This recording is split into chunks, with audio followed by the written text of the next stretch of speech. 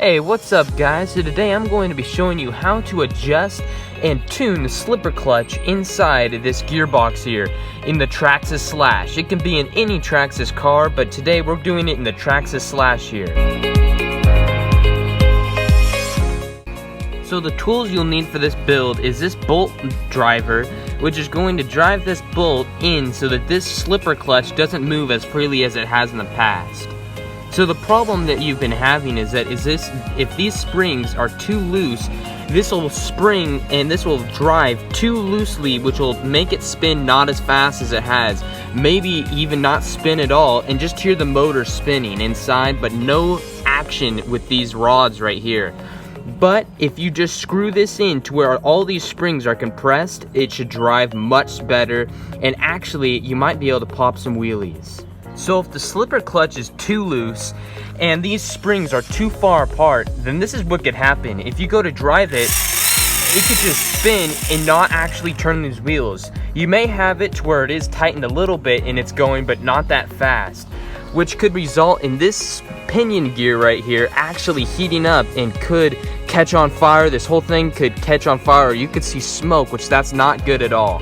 So if you just tighten this up, you can solve all these problems. So you want to put your driver in right here and leave your tire on. This way none of these rods right here can actually spin, because if you don't, they'll just spin and this will not actually get tight. So hold that there and you just want to screw it on. Screw it on as tight as you possibly can until you see all those springs compress and there's no gaps in between any of the springs.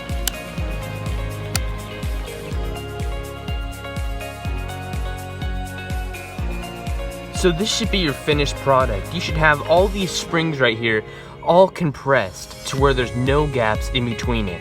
Once that's done, the final thing that Traxxas says that you should do is just untighten it one crank. So just hold that down again and then crank it out one time, and that should be done. Just make sure that it's still compressed and just one crank done, and once you're already fully in. Once that's done, you should be able to go fast and blaze through the trails. So this should be the finished product. Your tires are on. You just need to put this piece on right here, but once that's all on, when you floor it,